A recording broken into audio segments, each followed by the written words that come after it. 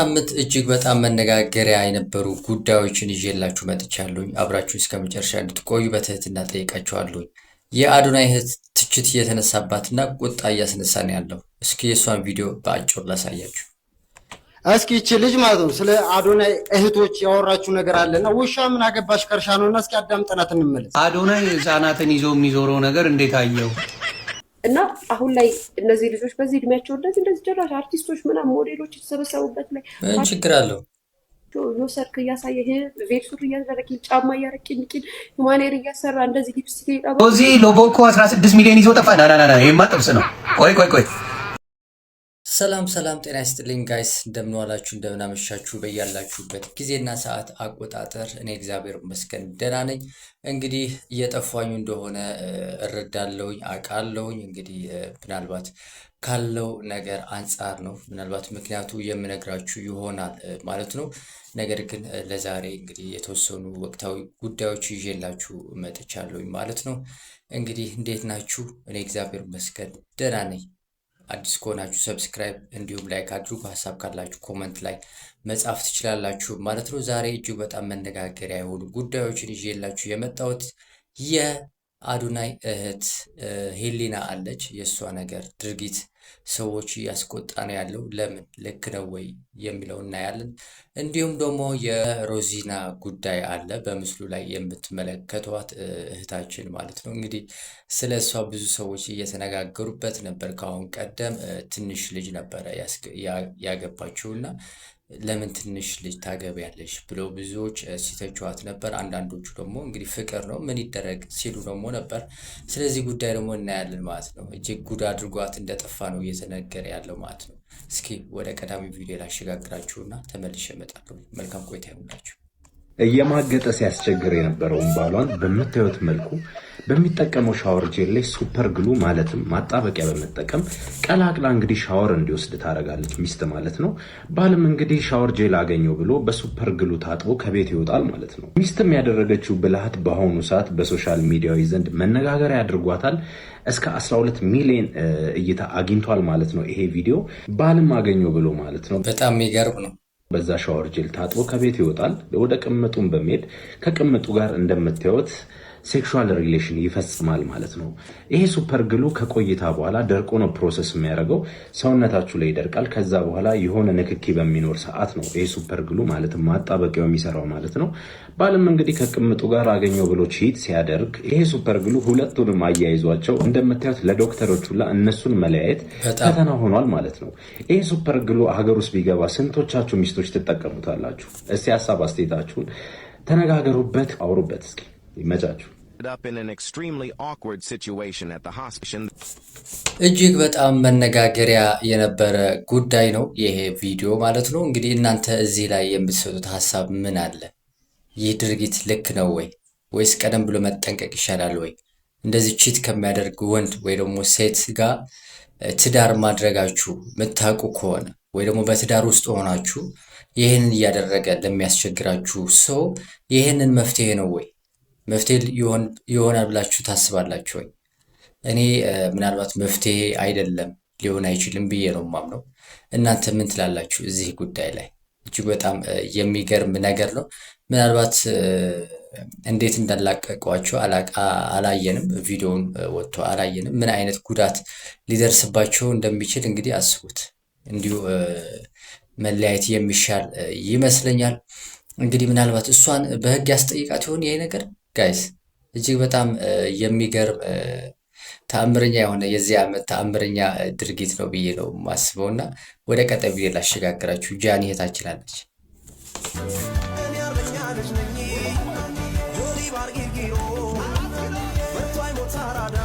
ይሄ ልጅ ጃኒ በደንብ ነው የቻለችው፣ ከልጁ በላይ ማለት ነው። አጥርታ ነው የገባችው ይመስለኛል። ሮዚ ሎቦኮ 16 ሚሊዮን ይዞ ጠፋ። ና ይሄማ ጥብስ ነው። ቆይ ጃንዬ ይቅርታ፣ እንመለሳለን ባንቺ ጉዳይ። ጃንዬ ለወሬ ያለን ጉጉት እንመለሳለን። እውነት ነው። ቆይ ኧረ ገብቼ ነይ ሶሚ ጓደኛዬ ናት። ነይ ግቢ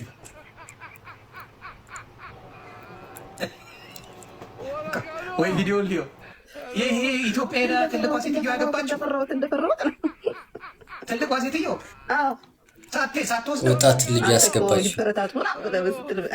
እዛ ላይ አልኩና ከዛ በኋላ ሀሳቤን ቀየርኩ። አልታመቸኝም። ሁላችንም ችግር የለውም ብለን ነበረ። ይህንን ይደርሳል ብለን መቼ አሰብን? ሀሳቤን ቀየርኩ። እንደ ማሳጅ አይነት ነው። ስክራፕ ትላለህ እንግዲህ ሴቶች እየተጠንቀቁ ስክራፕ ነው። ቆራለኝ እንትኗ እስቲ በእናትህ በቃ ይህ ግን ያስቃል፣ ያናድዳልኝ። አመጣታለሁ። ይመችሽ። የወዙን ግጥም ሲያደርግ ላሽላል እናትዬ ልቀምመው። ኧረ ልዘግባችሁ ቤተሰብ ከሚኒሶታ ቆይ ሴትየዋለች። ቆይ እዚህ ሀገር ነበር ወይስ ወጥቷል? ከሚኒሶታ የወጡ ይመስለኛል። እዚህ ሀገር አይደለም ያሉት። ይዛው ሄዳለች። ያገባችውን ነው ከሚኒሶታ አምፍሮ ሚኒሶታ ብላ የሄደች እና እኔ በቃ ሼም ይዞኝ እንትን ብያል ነበር። ከዛ ይሄ ነገር አልተመቸኝም አላልኳችሁ? ሰውየው ገና አሜሪካን ሀገር ሳይመጣ እዛው 16 ሚሊዮን ለብልቧት ሄደ። ይመች አባት ከዚህ ነው ያለው። ይመች። አንተ ወጣት ነህ፣ ሰርተህ ትቀየርበታለህ። 16 ሚሊዮን ልክ ሰርተህ ትቀየራለህ። እውነት ጥሩ ላኩልኝ። የእሷን ፔጅ ቤተሰብ የእሷን ፔጅ ላኩልኝ። ጥሩ ነው ይላል። ኧረ ተው ላኩልኝ ቤተሰብ። ሮዛ ከድር አገኘኋት።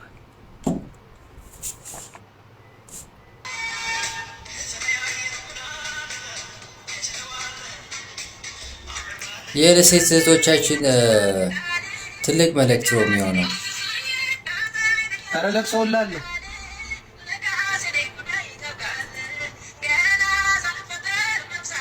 ጥንቃቄ ማድረግ አለባቸው። እውነት ከሆነ እጅግ በጣም የሚያሳዝን ነገር ነው። እንዴ ለፍታ አይደል እንዴ ያመጣችሁ ያ ሁላ ብር? የሚያስቅ ነገር አይመስለኝም። እኔ ለፍታ ሰርታ ነው ያመጣችሁ። ለምን እንደዚህ ያደርጋታል?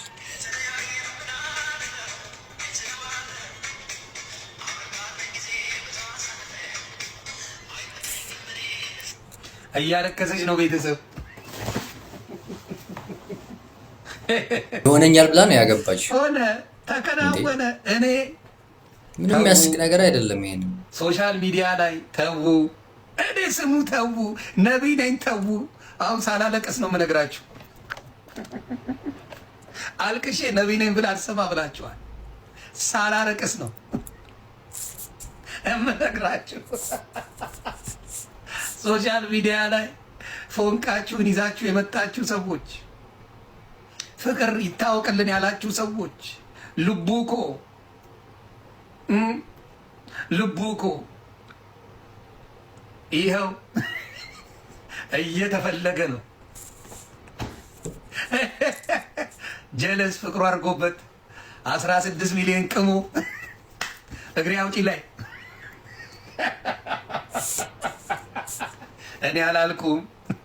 እኔ አላልኩም ቤተሰብ፣ እኔ አላልኩም። እኔ አሉ ነው የሰማ ነው።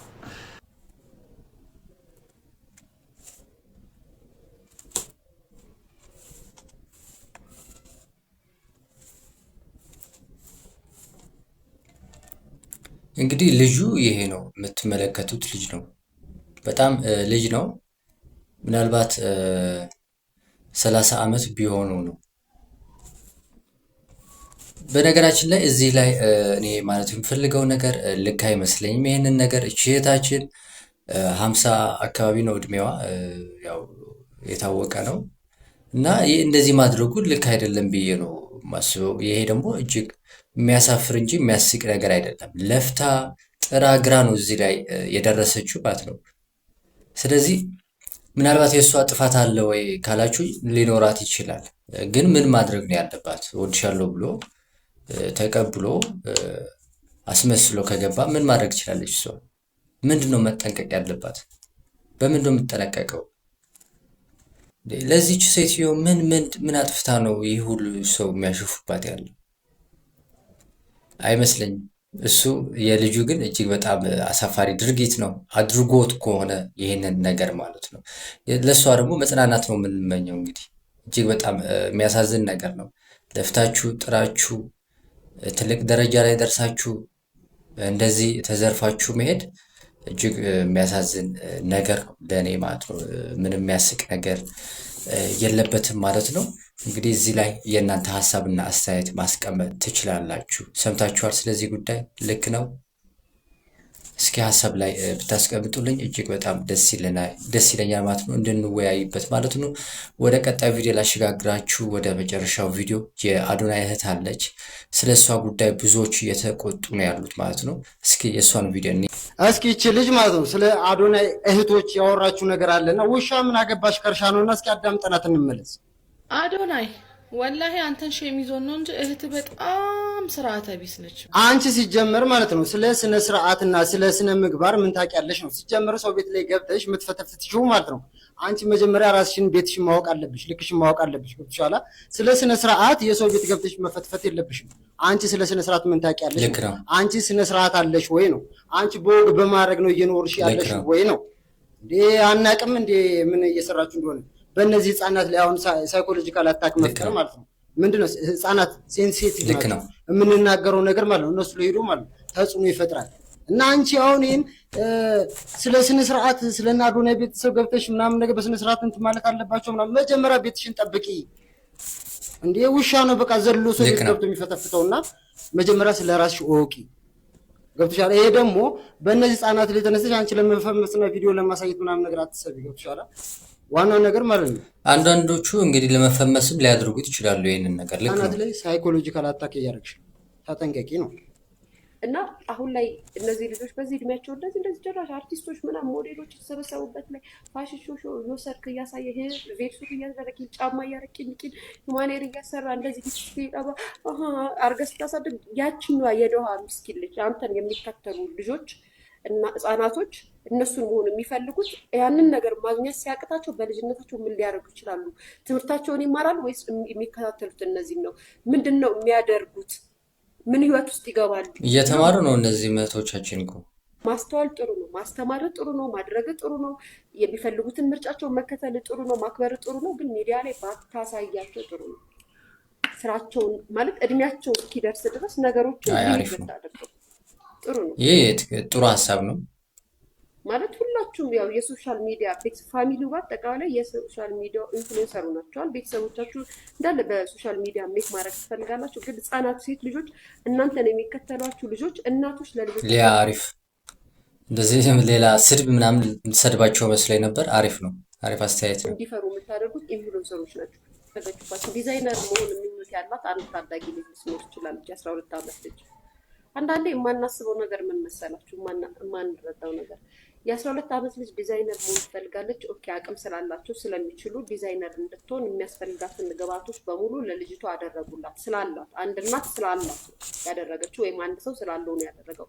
በዛ መሀል ውስጥ ደግሞ ብዙ ታዳጊዎች እነሱን እያዩ የሚመጡ እንደነሱ መሆኑ የሚፈልጉ ትናንሽ ቲኔጀር ህጻናቶች እነሱን ሲያዩ ያንን ማድረግ ሲያቅታቸው ህይወታቸው ወዴት ይሄዳል? ስልክ ለመግዣ፣ ሂማሊር ለማድረግ፣ ለመዘነጫ፣ ለመልበስ ኢዚና አጭር ነገር የሚያገኙት ከትምህርታቸው ሌላ አቋራጭ የሆኑ ነገሮች ጋር በመሄድ ጊዜያቸውን በማጥፋት እነሱ የሚያደርጉትን እንደነሱ ለመሆን እየተከቱና እየጣሩ ሲመጡ በልጅነታቸው ብዙ ነገር ያጣሉ።